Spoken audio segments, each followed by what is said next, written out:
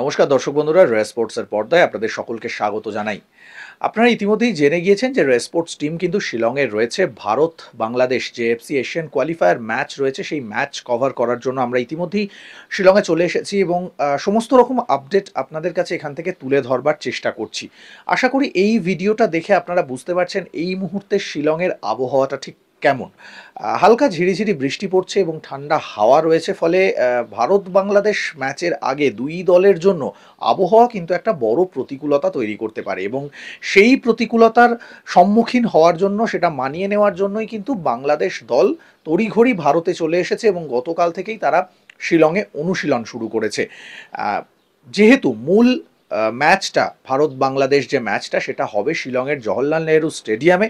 সেই স্টেডিয়ামের উচ্চতা যদি আমরা ধরি তাহলে 1520 মিটার সমুদ্রপৃষ্ঠ থেকে এই অল্টিটিউড রয়েছে। যেহেতু সাধারণত সমতলে খেলে অভ্যস্ত বাংলাদেশ দল, ফলে একটা উচ্চতায়, আলাদা উচ্চতায় খেলতে হবে। সেই কারণেই বাংলাদেশ দলকে কালকে যে মাঠে অনুশীলন করবার জন্য দেওয়া হয়েছিল, north east hill university ground, সেটাও কিন্তু প্রায় জওহরলাল নেহরু যে স্টেডিয়াম, সেই স্টেডিয়ামের যে অল্টিটিউড তার কাছাকাছি।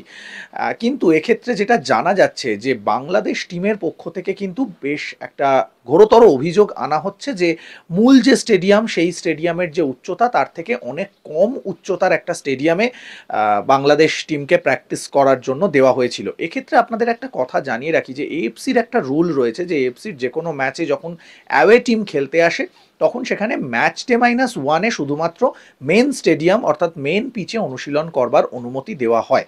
কিন্তু এক্ষেত্রে যেহেতু বাংলাদেশ টিম অ্যাক্লেমেটাইজ করার জন্য, এই আবহাওয়ার সঙ্গে মানিয়ে নেওয়ার জন্য অনেকটা আগে থেকেই চলে এসেছে ভারতে, তাই ভারতীয় ফুটবল দল, এআইএফএফ এবং মেঘালয় ফুটবল অ্যাসোসিয়েশনের পক্ষ থেকে তাদের জন্য কিন্তু মাঠের আয়োজন করে দেওয়া হয়েছে। তাদেরকে দুটো মাঠের অপশান দেওয়া হয়েছিল, একটা অ্যাস্ট্রোটার্ফ এবং একটা ন্যাচারাল গ্রাস। তো প্রথম দিনের অনুশীলনে বাংলাদেশ টিম ন্যাচারাল গ্রাসের যে মাঠটা রয়েছে, north east hill university ground, সেটাই বেছে নিয়েছিল। সেই মাঠটা হয়তো আপাত দৃষ্টিতে দেখলে একটু মনে হয় যে একটু আনইভেন গ্রাউন্ড, মাঝে মাঝে উঁচু নিচু রয়েছে এবং শুধু তাই নয়, মাঠের ঘাস খুব পুরু নয়, একটু পাতলা ঘাস, যার ফলে হয়তো ফুটবলারদের একটু চোট লাগার সম্ভাবনা থাকতে পারে।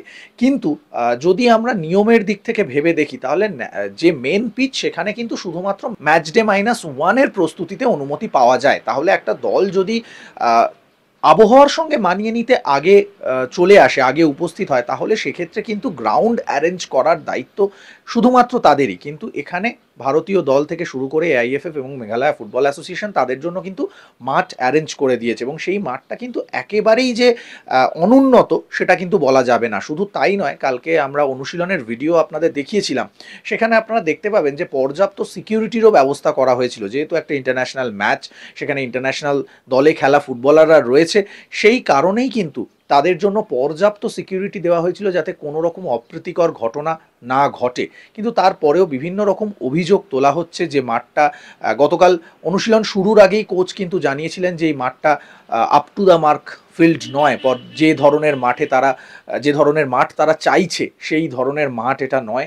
শুধু তাই নয়, পাশাপাশি যে উচ্চতার প্রশ্নটা তোলা হচ্ছে, যদি একটু আপনারা গুগল করে দেখেন তাহলেই কিন্তু বুঝতে পারবেন যে জওহরলাল নেহরু স্টেডিয়ামের অল্টিটিউড 1520 মিটার এবং নর্থ ইস্ট হিল ইউনিভার্সিটি গ্রাউন্ডের অল্টিটিউড 1496 মিটার। তার মানে যদি মিটারের পার্থক্যতে মাপা হয় তাহলে 24 মিটারের পার্থক্য। অর্থাৎ যে অল্টিটিউডে হামজা চৌধুরীদের খেলতে হবে আগামী 25 তারিখ, সেই অল্টিটিউডের কাছাকাছি মাঠ দেওয়া হয়েছে। এছাড়াও যদি আমরা একটা জিনিস দেখি, আপনাদেরকে এর আগেও আমরা রেস স্পোর্টসের পর্দাতেই দেখিয়েছিলাম, যখন মোহনবাগান দল বাংলাদেশে এএফসি টুর্নামেন্ট খেলতে গিয়েছিল তখন কিন্তু যে মাঠ দেওয়া হয়েছিল সেটা আপনাদের এই রেস স্পোর্টসের পর্দাতেই আমরা তুলে ধরেছিলাম। সেই মাঠে ঘাস পর্যন্ত নেই, রং করে সেই মাঠটায় অনুশীলন করতে এবং ম্যাচ খেলাও হয়েছিল পর্যন্ত সেই মাঠে।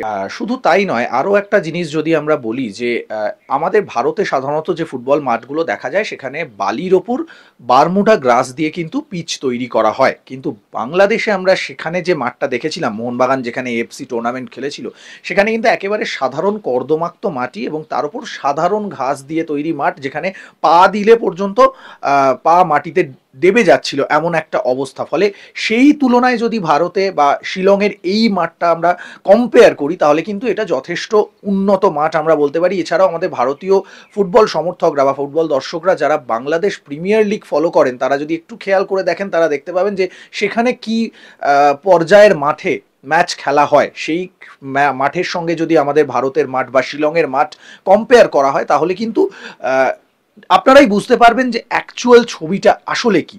আর অন্যদিকে আরও একটা বিষয় আমরা জানি যে পাহাড়ি জমিতে যে কোনো পাহাড়ে কিন্তু খুব ভালো মাঠ তৈরি করা সম্ভব হয় না, যেহেতু পাথুরে জমি, আনইভেন থাকে এমনিতেই। ফলে সেই তুলনায় দেখতে গেলে একমাত্র সমস্যা ছিল আনইভেন বাউন্স। সেটা ছাড়া গতকাল বাংলাদেশ ফুটবল দল যে মাঠে অনুশীলন করেছে সেটা কিন্তু একেবারেই খারাপ মাঠ কোনোভাবে বলা যাবে না। অন্যদিকে যদি আমরা আরও একটা দিকে আপনাদের দৃষ্টি আকর্ষণ করাতে চাই সেটা হলো কালকে বাংলাদেশ দলের অফিসিয়াল অনুশীলনের টাইম ছিল বিকেল 4টে। আমরা সেখানে উপস্থিত হয়ে গিয়েছিলাম 4টেরও আগে, কিন্তু পরিস্থিতি যেটা দেখা যায় যে বাংলাদেশ দল পৌঁছায় 4:45টারও কাছাকাছি, মানে 45 থেকে 50 মিনিট দেরিতে। এবং যে মাঠটায় কালকে অনুশীলন হচ্ছিল সেই মাঠে কোনো রকম ফ্লাড লাইট ছিল না, অর্থাৎ সেই কারণেই কিন্তু 4টে থেকে অনুশীলন সময়টা হয়তো ছিল, কিন্তু 5টা, 4:45, 5টার সময় পৌঁছায় তারা।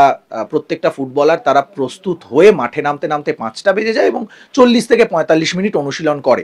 এটাও কিন্তু বাংলাদেশ ফুটবল দলের একটা পেশাদারিত্বের উপর কিন্তু প্রশ্ন তুলছে, যেহেতু 4টে অনুশীলন ছিল সেখানে তারা নামলো 5টার সময়, তারপরে তারা মাঠ নিয়ে প্রশ্ন তুলছে, কিন্তু নিজেদের উপস্থিতি, নিজেদের কটার সময় পৌঁছানোর কথা ছিল সেটা নিয়ে কিন্তু তারা একবারও প্রশ্ন তুলছে না। অন্যদিকে আমরা গতকাল যেটা দেখেছিলাম যে মেঘালয় ফুটবল অ্যাসোসিয়েশনের ভাইস প্রেসিডেন্ট তিনি নিজে মাঠে উপস্থিত ছিলেন এবং বাংলাদেশ ফুটবল দল যেহেতু সেখানে অনুশীলন করবে সেখানে একটি অস্থায়ী সাজঘর তৈরি করা হয়েছিল যাতে বাংলাদেশ ফুটবল দলের কোনো ফুটবলারের কোনো অসুবিধা না হয়, এবং ভাইস প্রেসিডেন্ট নিজে উপস্থিত থেকে গোটা অনুশীলনের তিনি তত্ত্বাবধায়ক ছিলেন এবং গোটা অনুশীলনটা তিনি দেখেন যে কোনো ফুটবলারদের কোনো অসুবিধে হচ্ছে কিনা, সিকিউরিটিতে কোনো অসুবিধে হচ্ছে কিনা।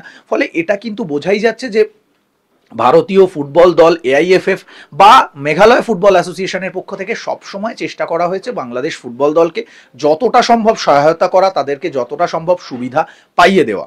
কিন্তু তারপরেও ভারতের মুখোমুখি হওয়ার আগে বেশ কিছু প্রশ্ন তুলছে বাংলাদেশ ফুটবল দল। কিন্তু এই প্রশ্ন তোলার আগে তাদের একবার কি বিবেচনা করা উচিত নয় যে কোন পরিস্থিতিতে এসে তারা কিভাবে মানিয়ে নেওয়ার চেষ্টা করছে কিনা? শিলং থেকে ক্যামেরায় শুভম মণ্ডলের সঙ্গে সৌরভ মুখার্জি, রে স্পোর্টস।